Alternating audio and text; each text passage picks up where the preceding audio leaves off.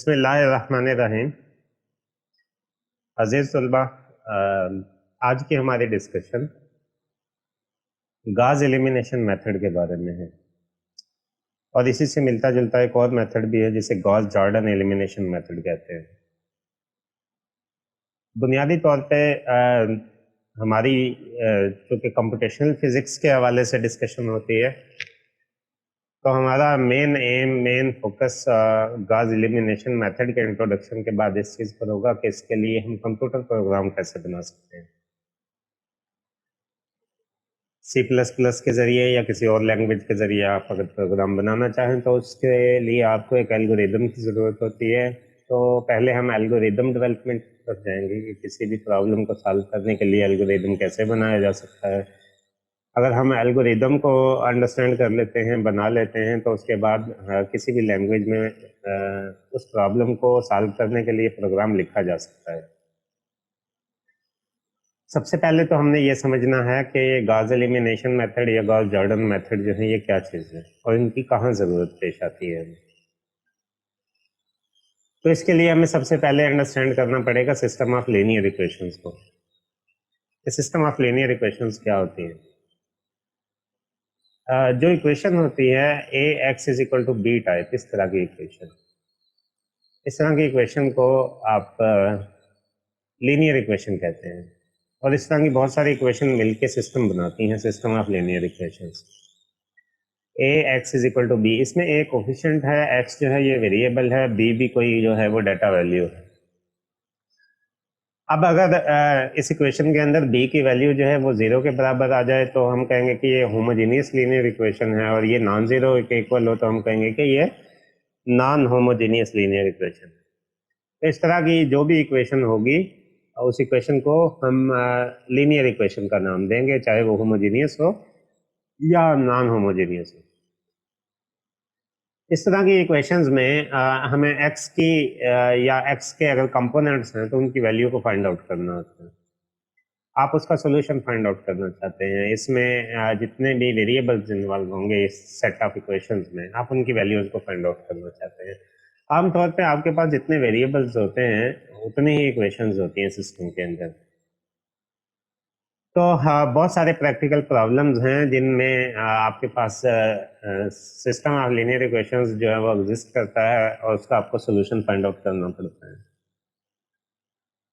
अब system of linear equations को अगर आप सॉल्व करना चाहते हैं, उसके वेरिएबल्स की वैल्यू को फाइंड आउट करना चाहते हैं, तो उसके दो बेसिक प्रोसीजर्स हो सकते हैं।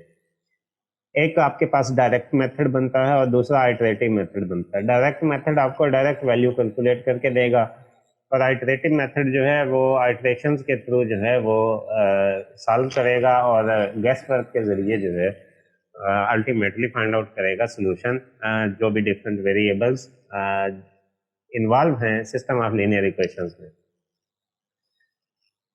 तो गॉस एलिमिनेशन मेथड किस कैटेगरी में आता है जो आज हमने डिस्कस करना है, या गॉस जॉर्डन मेथड जो है ये किस कैटेगरी में आता है? तो ये फर्स्ट कैटेगरी है, डायरेक्ट वे है to find out the solution of system of linear equations. जबकि अगर आप आइटरेटिव मेथड में जाएंगे तो आपके पास जो है वो जैकोबी मेथड होता है इसके लिए, और गॉस सीडल मेथड आमतौर पे इस्तेमाल किया जाता है सिस्टम ऑफ लीनियर इक्वेशंस को सॉल्व करने के लिए थ्रू आइटरेटिव मेथड। तो आज हम डायरेक्ट मेथड के बारे में डिस्कस करेंगे। डायरेक्ट मेथड जो है वो गॉस एलिमिनेशन मेथड है या गॉस जॉर्डन एलिमिनेशन मेथड भी इस्तेमाल किया जाता है इस मकसद के लिए। दोनों बिल्कुल मिलते जुलते हैं, एक की थोड़ी सी अपग्रेडेड फॉर्म जो है वो दूसरा मेथड होता है। आज के लेक्चर की अगर मैं डिवीजन की बात करूं कि आज हमने लेक्चर में क्या सीखना है, तो जैसे कि आपने हेडिंग में देखा था तो मैंने लिखा था गॉस एलिमिनेशन मेथड पार्ट 1, तो पहला हिस्सा उसका जो है वो देखना है। तो आज हमने ये देखना है कि गॉस एलिमिनेशन मेथड क्या है, कैसे वर्क करता है, मैनुअली किस तरह से अप्लाई करते हैं सिस्टम ऑफ लीनियर इक्वेशंस को सॉल्व आउट करने के लिए गॉस एलिमिनेशन मेथड को, और फिर इसके एल्गोरिदम को सॉल्व करने की तरफ जाएंगे कि इसके एल्गोरिदम को किस तरह से डेवलप किया जा सकता है, क्योंकि काफ़ी लंबा प्रोसीजर है। तो हाफ ऑफ द एल्गोरिदम जो है उसे आज डिस्कस करेंगे और बाकी का हाफ एल्गोरिदम और प्रोग्राम जो है वो हमारी अगले लेक्चर की डिस्कशन का हिस्सा होगा। तो Gauss elimination method क्या करता है? It helps to put a matrix in row echelon form. अब हमें ये अंडरस्टैंड करना है रो एचेलन फॉर्म क्या है, और Gauss Jordan method put matrix in reduce row echelon form. Echelon form के बारे में आपने मेथड में जब मैट्रिक्स के बारे में पढ़ा होगा तो डायगोनल एलिमेंट होते हैं हर मैट्रिक्स के, उसके नीचे एक ट्रायंगल होती है जिसे लोअर ट्रायंगल कहते हैं, और उन डायगोनल एलिमेंट्स के ऊपर के जो एलिमेंट्स होते हैं उसे अपर ट्रायंगल कहते हैं। Gauss एलिमिनेशन मेथड जो है वो लोअर ट्रायंगल वाले जो एलिमेंट्स बनते हैं उन सब की वैल्यू को जीरो कर देता है। जीरो करने के बाद जो है वो आपके पास लास्ट इक्वेशन से लास्ट वेरिएबल की वैल्यू आ जाती है, उसको आप सेकंड लास्ट इक्वेशन में पुट करते हैं तो उसे आपके पास सेकंड लास्ट एलिमेंट की या वेरिएबल की वैल्यू आ जाती है, एंड सो ऑन। आप बैकवर्ड सब्स्टिट्यूट करते जाते हैं, जो जो वेरिएबल्स आप फाइंड आउट करते जाते हैं, और आपके पास उससे जो प्रीवियस वाला वेरिएबल होता है उसकी वैल्यू आ जाती है। इसको आप बैकवर्ड सब्स्टिट्यूशन कहते हैं। Gauss जॉर्डन मेथड जो है ये थोड़ा सा स्ट्रेट फॉरवर्ड है, डायरेक्ट है। इसमें ना सिर्फ के लोअर ट्रायंगल बल्कि अपर ट्रायंगल को भी जीरो कर देते हैं। इसे हम कहते हैं रिड्यूस एचेलन फॉर्म। सिर्फ डायगोनल एलिमेंट जो हैं वो नॉन जीरो होते हैं, बाकी सारे के सारे एलिमेंट्स जो हैं, सारे के सारे कोफिशिएंट्स जो हैं वो जीरो हो जाते हैं। तो इसको हम रिड्यूस एचेलन फॉर्म कहते हैं। उसमें हर इक्वेशन दूसरी की डिपेंडेंट नहीं रहती, बल्कि हर इक्वेशन से एक वेरिएबल की वैल्यू आपके पास आ जाएगी, तो डायरेक्ट सॉल्यूशन प्रोवाइड करता है आपको गॉस जॉर्डन मेथड। तो दोनों की वर्किंग अगर देखा जाए तो तकरीबन एक ही जैसी होती है। तो आज की डिस्कशन में हमारा main focus Gauss elimination method के बारे में है। आज हमने ये सीखना है कि किस तरह लोअर ट्रायंगल जो है उसको जीरो किया जा सकता है। तो दो पार्ट्स हैं हमारे डिस्कशन के। पहला है फॉरवर्ड एलिमिनेशन। फॉरवर्ड एलिमिनेशन के जरिए आप लोअर ट्रायंगल को जीरो करेंगे, यानी कि आप अपने मैट्रिक्स को रो एचेलन फॉर्म में चेंज करेंगे। और दूसरा है बैकवर्ड सब्स्टिट्यूशन। फिर बैकवर्ड सब्स्टिट्यूट करते जाएंगे, एक एक जो आपके पास वेरिएबल की वैल्यू आती जाएगी उसको सेकंड लास्ट इक्वेशन में पुट करेंगे, फिर थर्ड लास्ट में, फिर फोर्थ लास्ट में। इस तरह आपके पास last variable, second last variable, third last variable and so on, एक एक करके सबकी वैल्यू आती जाएगी। अब ये काम कैसे किया जाता है, किस तरह अचीव करते हैं? तो इसके लिए आमतौर पे हम रो ऑपरेशंस जो हैं वो परफॉर्म करते हैं। रो ऑपरेशंस परफॉर्म करके हम मैट्रिक्स को रिड्यूस या रो एचेलन फॉर्म में चेंज करते हैं। दोनों ऑप्शंस हैं, दोनों कैटेगरी के लिए एक ही टेक्निक जो है वो इस्तेमाल की जा सकती है। रो ऑपरेशंस में पॉसिबली कौन कौन से रो ऑपरेशंस हमें इस्तेमाल करने हैं, इसमें आप स्वैप कर सकते हैं पोजीशंस दो रोज की। आप किसी नॉन जीरो स्केलर नंबर से मल्टीप्लाई कर सकते हैं किसी रो को। अब ये A X is equal to B type equation है, तो एक कोफिशिएंट मैट्रिक्स ए बनेगा, दूसरा जो आपके पास इज इक्वल टू बी है तो दूसरा आपके पास वो मैट्रिक्स बनेगा। तो ये दोनों मैट्रिक्स मिलके जो है ऑगमेंटेड मैट्रिक्स कहलाते हैं। तो जो भी आपने प्रोसीजर करना है, जो भी ऑपरेशन परफॉर्म करना है, वो जो इक्वेशन की दोनों साइड पे करना है। जो सिंपल कंसेप्ट होता है, किसी भी इक्वेशन पे आप कोई भी ऑपरेशन अगर अप्लाई करते हैं तो उसके दोनों साइड पे आपको वो अप्लाई करना होता है। आप डिफरेंट रोज को एक दूसरे के साथ ऐड या सब्ट्रैक्ट कर सकते हैं, उनको किसी नंबर से मल्टीप्लाई करके, लेकिन अगेन आपको जो भी ऑपरेशन करना है वो इक्वेशन के दोनों साइड पे परफॉर्म करना होगा। अब हमने ये सीखना है कि इक्वेशन से मैट्रिक्स कैसे बनाना है, ठीक है, और उस पे एल्गोरिदम कैसे डेवलप करना है। तो इसको अंडरस्टैंड करने के लिए पहले हम एक मैनुअल एग्जांपल लेते हैं।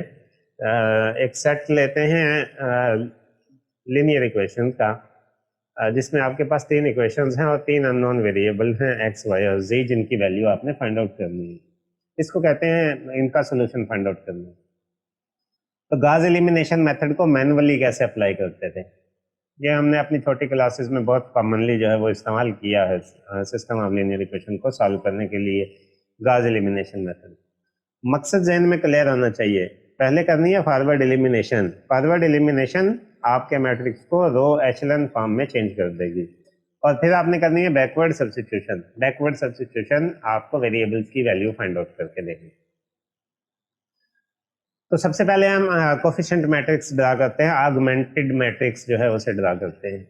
सो ये सिस्टम ऑफ लीनियर इक्वेशन को आपने जो है वो मैट्रिसेस की फॉर्म में जो है वो लिखा है। ये सारे कोफिशिएंट हैं, ये देखिए x का कोफिशिएंट 1 है, y का कोफिशिएंट -1 है और z का कोफिशिएंट 1 है। फिर आप सेकंड इक्वेशन में आए तो x का कोफिशिएंट 2 है, y का 1 है और z का -3 है। और इसी तरह थर्ड इक्वेशन में अगर आप आते हैं तो x का 4 है, y का -7 है और z का कोफिशिएंट जो है वो 1 है। ये वेरिएबल x y z आपने जो है एज इट इज लिख दी, क्योंकि अगर आप इनको आपस में मल्टीप्लाई कर दें तो आपके पास यही इक्वेशन जो है वो बन जाती हैं। और ये आपके पास जो है ये इस इक्वेशन की राइट हैंड साइड थी, ये 0 5 और -1। ठीक है, अब एक्स वाई जी को साथ लिखने की जरूरत नहीं है। जब कैलकुलेशन करनी है तो आमतौर पे एक सिंगल मैट्रिक्स में भी लिख सकते हैं इसको, इस तरह से अलग अलग मैट्रिसेस में भी लिखा जा सकता है। सो ये ए की वैल्यू है और ये बी की वैल्यू है। अब जो ए पे ऑपरेशन अप्लाई करेंगे वही बी के ऊपर अप्लाई करेंगे। करना क्या है कि ये डायगोनल एलिमेंट्स हैं 1 1 1, ये देखें ये डायगोनल एलिमेंट्स हैं इस मैट्रिक्स के, और ये इसकी लोअर ट्राइंगल है जिसमें ये 2 4 और -7 ये तीन एलिमेंट शामिल हैं। गाउस एलिमिनेशन मेथड चूंकि अप्लाई कर रहे हैं तो हमारा बुनियादी मकसद इन तीन एलिमेंट्स की वैल्यू को जीरो करना है। जब आप इन तीन एलिमेंट्स की वैल्यू को जीरो कर देंगे तो यहाँ से आपके पास एक वेरिएबल की वैल्यू आ जाएगी, उसको पुट कर देंगे ऊपर वाली इक्वेशन में, तो यहाँ से आपके पास इससे करस्पॉन्डिंग जो वेरिएबल है यानी y उसकी वैल्यू आ जाएगी। जब x और y की वैल्यू पता होंगी तो इससे आप दोनों को यूज करके x की वैल्यू निकाल सकते हैं। पहले आपके पास z आएगा, फिर y आएगा और फिर आपके पास x की वैल्यू आ जाएगी। सो ऑपरेशंस कैसे अप्लाई करने, क्या ऑपरेशन आप इस पे अप्लाई कर सकते हैं, तो उसकी एग्जांपल देखते हैं। So to reduce a lower triangle zero in coefficient matrix, ठीक है, आपने क्या किया है जी, आपने पहली रो को -2 से मल्टीप्लाई किया है और सेकंड रो में उसको ऐड किया। ठीक है, तो पहली रो का कोफिशिएंट 1 है, ये देखें आप पहला, इसको आप -2 से मल्टीप्लाई करेंगे तो ये -2 हो जाएगा, और इसको जब इसके अंदर ऐड करेंगे तो 2 -2 बनेगा। सो ये पहला एलिमेंट 0 हो जाएगा। इसी तरह सेकंड एलिमेंट पे भी वही ऑपरेशन करना है, थर्ड पे भी वही करना है, और इस इक्वेशन की जो आपके पास राइट हैंड साइड है उस पर भी आपने यही ऑपरेशन अप्लाई करना है।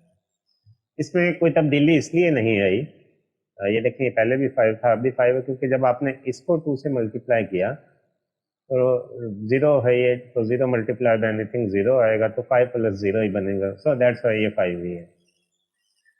ठीक है, इसी तरह ये जो थर्ड रो का पहला एलिमेंट है इसको अगर आप 0 करना चाहते हैं तो आप पहली रो को -4 से मल्टीप्लाई करके इसमें ऐड कर दें। सो ये फर्स्ट एलिमेंट आपका 0 हो जाएगा, ये बनेगा 4 - 4। इसी तरह ये बाकी एलिमेंट्स 1 3 और ये -1। तो आपने क्या किया है, अब पहले कॉलम में पहले एलिमेंट के अलावा बाकी के जो एलिमेंट हैं वो 0 हो गए हैं, लेकिन आपका जो मैट्रिक्स है कोफिशिएंट मैट्रिक्स, ये अभी भी लो एचेलॉन फॉर्म में चेंज नहीं हुआ। अगर आप ऐसा अचीव करना चाहते हैं तो उसके लिए ज़रूरी है कि ये जो 1 है ये भी 0 हो जाए।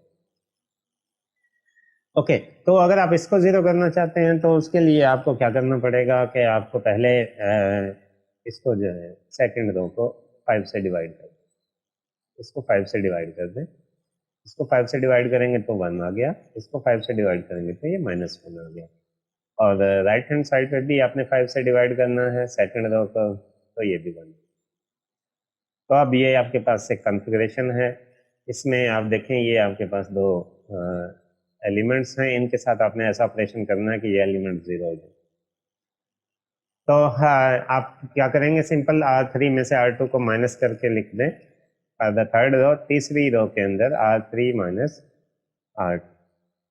ठीक है, तो 0 - 0 0, 1 - 1 0, so ये एलिमेंट 0 हो गया। ठीक है, -3 -1 से -2 बचेगा, और यही ऑपरेशन आपने राइट हैंड साइड पे भी परफॉर्म करना है। अब आपका ये जो मैट्रिक्स है आप इसको देखें तो ये रो एचेलॉन फॉर्म में चेंज हो गया है। ये इसके डायगोनल एलिमेंट्स हैं, ये देखें ये इसके डायगोनल एलिमेंट्स हैं, मेरे कर्सर पे फोकस करते रहें, और ये इसकी लोअर ट्रायंगल है। इसको हमने जीरो नहीं किया, ये इसकी अपर ट्राइंगल, इसको भी हमने जीरो नहीं किया, डायगोनल एलिमेंट्स को भी हमने जीरो नहीं किया, हमने सिर्फ लोअर ट्राइंगल को जीरो कर लिया है। यही पहला पार्ट था हमारे गॉस एलिमिनेशन मेथड का, जो कि आपने सक्सेसफुली कर लिया। अगर आप गॉस जॉर्डन मेथड अप्लाई करते होते तो आप अपर ट्राइंगल को भी इसी तरह जीरो करते। ठीक है, क्योंकि हम गॉस एलिमिनेशन मेथड कर रहे हैं तो उसको ऐसा करने की जरूरत नहीं है, बल्कि हम अपना नेक्स्ट जो स्टेप है वो गॉस एलिमिनेशन मेथड में जो था आपके पास बैकवर्ड सब्स्टिट्यूशन था, उसी को यूज करेंगे। तो यहाँ पे फोकस करें, ये आपके पास बनता है -2z इज इक्वल टू -2। ये आपके पास एक इक्वेशन आएगी, -2z इज इक्वल टू -2। इसको -2 से डिवाइड कर दें तो z इज इक्वल टू 1 आ जाएगा आपके पास। तो सोल्यूशन का पहला हिस्सा हो गया, z की वैल्यू आपके पास आ गई। अब आप सेकंड लास्ट इक्वेशन पर जाएं। सेकंड लास्ट इक्वेशन आपके पास बनती है y minus z is equal to 1। ये मैंने इक्वेशन लिख दी, y minus z is equal to 1। अब z की वैल्यू आपके पास पहले से मौजूद है, z की वैल्यू यहाँ पे फिक्स कर दें आप। ठीक है, so y is equal to, ये क्या बनेगा, z plus 1। y is equal to z plus 1। z कितना है, 1 है, सो 1 प्लस 1 2। तो आपके पास y की वैल्यू कितनी आ जाएगी, 2 आ जाएगी। तो अब तक आप दो अननोन वेरिएबल्स फाइंड आउट कर चुके हैं। अब आपके पास रह गया है x। तो x को फाइंड आउट करने के लिए अब आप ये जो आपके पास इक्वेशन है इसको लें, ये बनेगी x minus 2y plus 1 is equal to 0। x minus 2y plus z is equal to 0। या आपके पास x की वैल्यू जो कि आपने फाइंड आउट करनी है तो वो बनेगी 2y माइनस z। y कितना है, 2 है, तो ये बनेगा 2 इंटू 2 4 माइनस z की वैल्यू कितनी है, 1। 4 माइनस 1 इज इक्वल टू 3। तो आपने x की वैल्यू भी फाइंड आउट कर ली, y की भी फाइंड आउट कर ली और z की भी फाइंड आउट कर ली। कैसे किया आपने, गॉस एलिमिनेशन मेथड से किया। क्या क्या स्टेप्स थे, तो पहले स्टेप में आपने रो ऑपरेशंस परफॉर्म करके क्या किया, रो एशेलन फॉर्म में चेंज किया है कोफिशिएंट मैट्रिक्स को। जब आपने कोफिशिएंट मैट्रिक्स को रो एशेलन फॉर्म में चेंज कर लिया तो उसके बाद आपने सिंपली बैकवर्ड सब्स्टिट्यूशन की और सारे अननोन वेरिएबल्स की वैल्यू को फाइंड आउट कर लिया। ये तो थी एक सिंपल एग्जांपल।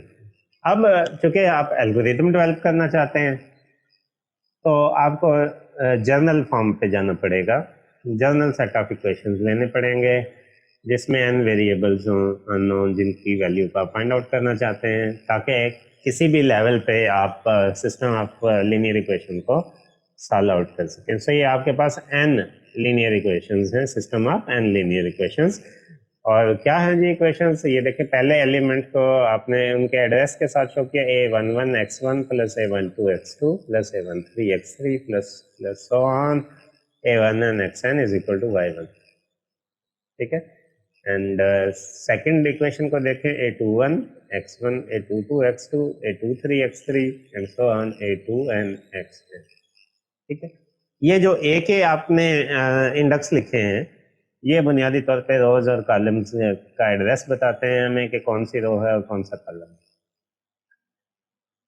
ठीक है, इसी तरह x के साथ जो है वो सिर्फ आपने कॉलम इंडेक्स लिखा है, x1 यहाँ पे क्योंकि पहले कॉलम के x हैं, ये दूसरे कॉलम के x हैं, तो यहाँ पे x इज इक्वल टू 2 है, ये थर्ड कॉलम के हैं तो x is equal to 3 and so on. And finally आपके पास ये लास्ट इक्वेशन बनती है an1 यानी nth row first column plus an2 x2 plus an3 x3 plus so on ann xn is equal to y। ये हमारे पास n linear equations हैं। आपने x1 की वैल्यू फाइंड करनी है, x2 की वैल्यू फाइंड करनी है, x3 की वैल्यू फाइंड आउट करनी है, xn की वैल्यू फाइंड आउट करनी है एंड सो ऑन, पूरी सीरीज फाइंड आउट करनी है। तो गॉस एलिमिनेशन मेथड अप्लाई करते हैं इस पे। तो गॉस एलिमिनेशन मेथड में सबसे पहले हमने क्या करना था, मैट्रिक्स की फॉर्म में लिखते हैं। सो ये आपने क्या किया, ये पहले कोफिशिएंट मैट्रिक्स लिखा है, फिर ये वेरिएबल मैट्रिक्स लिखा है। ठीक है, और ये फिर आपने राइट हैंड साइड का जो मैट्रिक्स है वो लिखा। तो कोफिशिएंट मैट्रिक्स आपके पास बनता है a11 A12, A13 and so on, A11, A21, A22, A23 and so on, A2n। और ये तीसरी इक्वेशन से रिलेटेड है A31, A32, A33 and so on, A3n and so on. चलते जाएंगे कॉलम में भी और रोज में भी, तो आपके पास आएगा फाइनली AN1 आखिरी इक्वेशन से related, AN2, AN3 and so on, AN। इसके बाद वेरिएबल मैट्रिक्स लिखेंगे x1, x2, x3 and so on, xn is equal to this y1, y2, y3, y। सो ये आपके पास जो है वो मैट्रिक्स फॉर्म में आपने लीनियर इक्वेशंस को लिख लिया x is equal to y form में। ठीक है, तो अब आप देखें कि किस तरह से आपने जो है उसको सॉल्व आउट करना है। सॉल्व आउट करने के लिए पहले ऑगमेंटेड मैट्रिक्स ले लेंगे, यानी लेफ्ट साइड पे जो आपके पास है कोफिशिएंट मैट्रिक्स और राइट साइड पे आपके पास जो मैट्रिक्स बनता है उनको एक साथ इकट्ठा लिख लेंगे। ठीक है, और उसको जो है वो फिर आपने रो एचेलॉन फॉर्म में चेंज करना है। सो ये आपके पास जो है कोफिशिएंट मैट्रिक्स है और ये आपके पास जो है वो राइट हैंड साइड वाला मैट्रिक्स है। अब ये देखें diagonal elements A11, A22, A33 and so on, AN। ये सारे डायगोनल एलिमेंट्स हैं। आपने लोअर ट्राइंगल को जीरो करना, तो लोअर ट्राइंगल को जीरो करने के लिए ये एलिमेंट जीरो होगा सारा, इसके नीचे जितने एलिमेंट्स हैं वो सारे जीरो होंगे। सेकंड रो में आ जाएं तो इसके नीचे जितने एलिमेंट्स हैं सारे जीरो होंगे। थर्ड रो में आ जाएं तो इसके नीचे जितने एलिमेंट्स हैं वो सारे जीरो होंगे एंड सो ऑन। आपने कहाँ तक जाना है? n-1 तक जाना है। ठीक है, क्योंकि इसके नीचे तो एलिमेंट है नहीं ना जो आपने जीरो करने हो, लास्ट एलिमेंट। तो आपने n-1 तक ये सारा प्रोसीजर जो है वो रिपीट करना है। n-1 पे जो एलिमेंट होगा उसके नीचे भी जो एलिमेंट होंगे वो सारे जीरो करने हैं, तो हमारा कोफिशिएंट मैट्रिक्स रो एचेलॉन फॉर्म में चेंज हो जाएगा। ऐसा करने के लिए हमें क्या करना पड़ेगा? सो लोअर ट्राइंगल को जीरो करने के लिए to make this value zero, पहला जो एलिमेंट होता है ना, पहला फर्स्ट नॉन जीरो एलिमेंट, उसे पिवट एंट्री कहते हैं। हर रो का जो पहला नॉन जीरो एलिमेंट है उसे पिवट एंट्री कहते हैं। पिवट एंट्री को यूज करेंगे, उसके अलावा उसके नीचे वाले एलिमेंट्स को जीरो करना है। मिसाल के तौर पे दूसरी रो का पहला जो एलिमेंट है वो है A21, जिसको आप जीरो कर दो। ये है A21, इसको आपने जीरो कर दिया। इसको जीरो करने के लिए एक फैक्टर इंट्रोड्यूस करवाएंगे, यहाँ पे m, एक जर्नल फैक्टर इंट्रोड्यूस करवाएंगे m। और m क्या है? बुनियादी तौर पे आपने m को पिवट एलिमेंट से डिवाइड किया है। पिवट एलिमेंट था आपका A11, पहला एलिमेंट, फर्स्ट रो का पहला non zero element pivot element था। आपने क्या किया? जिस एलिमेंट को आपने जीरो करना है उसको पिवट एलिमेंट से डिवाइड कर दिया, तो एक फैक्टर आया है m is equal to A21 और A1। इसी तरह उससे थर्ड रो में जाएंगे तो A31 को आपने जीरो करना है, तो आपने A31 को पिवट एलिमेंट से डिवाइड कर दिया। ठीक है, और इसी तरह अगर लास्ट एलिमेंट उसी कॉलम के अंदर अगर आप देखें तो वो AN1 है। इसको अगर आप जीरो करना चाहते हैं तो फिर आपने जो फैक्टर बनाना है वो फैक्टर क्या करेगा? AN1 divided by pivot element. Right, ये सिंपल सा प्रोसीजर है। तो इस प्रोसीजर को यूज करके आपने एक फैक्टर फाइंड आउट करना है, m उसका नाम है। अगर इंडिसेस के साथ मेंशन करें तो इस तरह जर्नल फॉर्म में लिखेंगे MIK is equal to AIK और AKK। ठीक है, MIK, ये I और K की वैल्यू चेंज होती जाएगी क्योंकि आपने कोई एक एलिमेंट तो नहीं जीरो करना ना। ठीक है, K कॉलम को रिप्रेजेंट करेगा और I जो है वो रो को रिप्रेजेंट करेगा यहाँ। अब ये फैक्टर किस काम आएगा? ये फैक्टर किस तरह हमारे कोफिशिएंट मैट्रिक्स को रो एचेलॉन फॉर्म में चेंज कर सकता है? तो इसको यूज करके देखेंगे तो हमें समझ आ जाएगी कि वाकई ये इस मकसद के लिए इस्तेमाल किया जा सकता है। यहाँ पे आपके पास K की वैल्यू जो थी वो 1 से शुरू होती है, I की वैल्यू K+1 से शुरू होती है, सो I 2 से शुरू होगा क्योंकि पहले एलिमेंट को तो जीरो नहीं करना होता। तो पहले कॉलम में आप वर्क कर रहे हैं, पहले एलिमेंट को जीरो नहीं करना होता। तो अगर k की वैल्यू जो है वो 1 है तो i की वैल्यू 2 से शुरू होगी, अगर k की वैल्यू 2 है तो i 3 से शुरू होगा, राइट। अगर k 3 है यानी अगर आप तीसरे कॉलम में है, ठीक है, k अगर 3 है तो i 4 से शुरू होगा एंड सो ऑन, ठीक है। सो अगर k की वैल्यू आपके पास 1 2 3 4 and so on n-1th column तक आपने जाना है, ये प्रोसीजर आपने सेकंड लास्ट कॉलम तक करना है, तो आपके पास i की वैल्यू जो है वो i k+1 k+2 k+3 and so on कहाँ तक जाएगी, nth रो तक जाएगी, क्योंकि ये n+1 तक, इसने k+1 तक जाना है। तो अगर k आपका जो है वो n-1 तक जाता है तो i आपका n तक जाएगा। अब mi के यूज को देखना है। सो इसके लिए हमने ये इक्वेशन लिखी है ताकि mi के किस तरह जो है वो जीरो कर सकता है किसी भी एलिमेंट को जो पिवट एलिमेंट के बाद आते हैं इस कॉलम के अंदर। तो मिसाल के तौर पे aij वो एलिमेंट है जिसको आप जीरो करना चाहते हैं, तो आप क्या करेंगे, aij में से क्या करेंगे, पिवट एलिमेंट लेंगे, उसको mi के से मल्टीप्लाई करेंगे, ठीक है, और उस एलिमेंट में से उसको माइनस कर देंगे, जबकि j की वैल्यू हमेशा k के बराबर रखेंगे, j is equal to k के बराबर होगी, j is equal to k+1 k+2 so. तो इस तरह ये आपके इस एलिमेंट की वैल्यू को जीरो कर देगी। किसी एलिमेंट को कैसे, हर एलिमेंट के लिए अलग-अलग ये इक्वेशन लिखनी पड़ेगी आपको। किसी एलिमेंट को आपने कैसे जीरो करना है, aij is equal to aij minus mik multiply by akj, ठीक है। तो इसका जो रिजल्ट होगा वो बुनियादी तौर पे इसके बराबर आएगा, aij के बराबर, से aij माइनस aij 0 के बराबर आ जाएगा, राइट। सो इसको देखते हैं क्या ये वाकई वर्क करता है और कैसे वर्क करता है।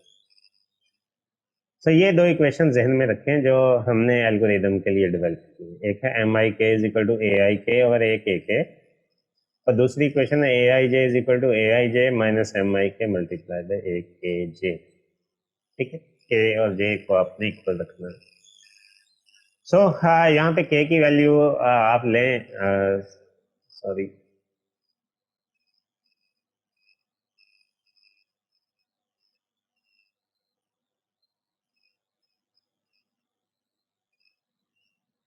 तो यहाँ पे k की वैल्यू जो है वो हो सकती है 1 2 3 अप टू n-1, i की वैल्यू हो सकती है k+1 k+2 k+3, यानी k से 1 स्टेप अहेड रहेगा i, और j की वैल्यू k के इक्वल होगी k+1 k+2 एंड सो।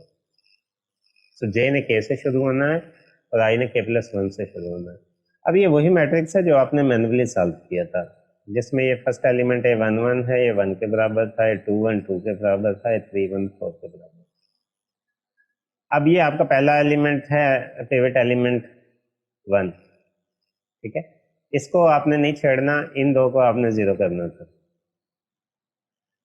तो पहले A21 को देख लेते हैं, इसको कैसे जीरो कर सकते हैं। तो सबसे पहले A21 के करस्पॉन्डिंग आपने MIK फाइंड आउट करना है। तो A21 के लिए k इज इक्वल टू 1 है, ठीक है, i की वैल्यू जो है वो k+1 यानी 2 के बराबर होगी, j की वैल्यू भी 1 के बराबर, ठीक है, यानी आप पहले कॉलम में हैं और ऑपरेशन भी पहले कॉलम में परफॉर्म कर रहे हैं। सो M21, ठीक है, MIK था ना, i कितना है 2 है और k कितना है 1 है, M21 is equal to A21 over A1, ठीक है। ये देखें रिलेशनशिप को, MIK is equal to AIK, M21 is equal to A21 over A11, ये आपके पास M आ गया A21 ओवर A11, तो ये बनेगा 2 डिवाइडेड बाय 1, 2 के बराबर आ जाएगा। अब आपने ये इक्वेशन यूज करनी है, aij is equal to aij minus mik multiply by akj, a21 is equal to a21 minus mik multiply by akj, k भी 1 है और j भी 1 है, मल्टीप्लाई बाय a11, ठीक है। सो mik कितना है आपका 2 है, वैल्यू पुट करते जाएं, A21 की वैल्यू कितनी है जी 2 है, ये देखें ये 2 लिख दिया हमने, माइनस M21 की वैल्यू कितनी है 2 मल्टीप्लाई बाय A11 की कितनी वैल्यू है, ये देखिए ये 1 के बराबर है। तो ये 21 is equal to 2 minus 2 multiply by 1, तो 2 मल्टीप्लाई बाय 1 2 के बराबर हो जाएगा, तो 2 माइनस 2 0 के बराबर हो जाएगा। तो इसका मतलब ये आपका पहला एलिमेंट जो है ये 0 के बराबर हो जाएगा। ऐसा नहीं है कि ये सिर्फ इस एक एलिमेंट में आपने ऑपरेशन करना है, ये जो भी आपने ऑपरेशन किया है ये पूरी की पूरी रो पे करना है, बल्कि दोनों साइड पे करना है, ठीक है, लेफ्ट साइड पे भी करना है, राइट साइड पे भी करना है, लेकिन हम फोकस सिर्फ उस एलिमेंट पे कर रहे हैं जिसकी वैल्यू को आप 0 करना चाहते हैं। बाकी की वैल्यू में जो भी तब्दीली आएगी एज इट इज ऑटोमेटिक वो कंसीडर कर ली जाएगी, उससे हमें फर्क नहीं पड़ता। इसके बाद आपने करना था इस एलिमेंट को 0, A31 इज इक्वल टू 4 के बराबर है जो, तो इसके लिए आपने क्या किया, यहाँ पे K1 है, J भी 1 है, I की वैल्यू जो है वो 3, I की वैल्यू कितनी है 3 है। सो M क्या बनेगा आपके पास, MIK है, M31 is equal to A31 over K कितना है 1 है, A11, ठीक है। तो ये कितना बनेगा 4 divided by 1 is equal to 4, ये आपके पास M की वैल्यू आ गई। अब आपने AIJ is equal to AIJ minus MIK multiply by AKK, ठीक है, या AKJ को फाइंड आउट कर दो। तो A31 is equal to 4 minus MIK की वैल्यू कितनी है, M31 की 4 के बराबर है, ये देखें अभी हमने फाइंड आउट किया था, मल्टीप्लाई बाय A11 की वैल्यू कितनी है 1 इज इक्वल टू 0, 4 माइनस 4 0 के बराबर आ जाएगा। तो इस तरह ये एलिमेंट भी 0 हो गया, राइट। तो बिल्कुल सिमिलर प्रोसीजर जो है वो आपने A32 को करना है, फिर A32 को 0 करने के लिए करना है एंड सो ऑन। जब ये ऑपरेशन सारी इक्वेशन पे परफॉर्म कर देंगे, ठीक है, तो इस सूरत में आपकी सेकंड रो और थर्ड रो के जो कोफिशिएंट्स हैं उनकी वैल्यू भी बदल जाएगी। जब उनकी वैल्यू बदल चुकी है, वो टारगेट अचीव कर चुके हों, तो फिर आप जो है वो K की वैल्यू को चेंज करेंगे, यहाँ आ जाएंगे, ठीक है। तो अब आपका K जो है चूंकि 2 होगा तो I आपका 3 होगा, इसका मतलब आप थर्ड रो में वर्क करेंगे, ठीक है। तो उस सूरत में आपने ये एलिमेंट 0 करना है। तो प्रैक्टिकली हम देख रहे हैं कि हमने जो इक्वेशंस डेवलप की हैं वो हमारे मैट्रिक्स को रो एचेलॉन फॉर्म में चेंज कर सकती है। तो यही हमारा पहला पार्ट है गॉस एलिमिनेशन मेथड का, कि किस तरह से हम किसी भी जो कोफिशिएंट मैट्रिक्स है जो कि आपने कहाँ से बनाया है, सिस्टम ऑफ लीनियर इक्वेशन से बनाया है, उसकी लोअर ट्राइंगल की जो एंट्रीज हैं उनको 0 कर सकते हैं। किस तरह से आप कोफिशिएंट मैट्रिक्स को रो एचेलॉन फॉर्म में चेंज कर सकते हैं। तो जब आप सक्सेसफुली ये पार्ट कंप्लीट कर लेंगे, मैट्रिक्स को रो एचेलॉन फॉर्म में चेंज कर लेंगे, तो उसके बाद का प्रोसीजर जैसे कि हमने मैनुअली किया था वो सिंपल है। आप बैकवर्ड सब्स्टिट्यूशन करते जाएंगे और जितने भी अननोन हैं, वेरिएबल्स हैं, उनकी वैल्यू को फाइंड आउट करते जाएंगे। तो यही हमारी आज की डिस्कशन थी। मैं उम्मीद करता हूँ आपको इसकी समझ आई होगी, आपने इससे कुछ नया सीखा होगा। Thank you very much for your attention.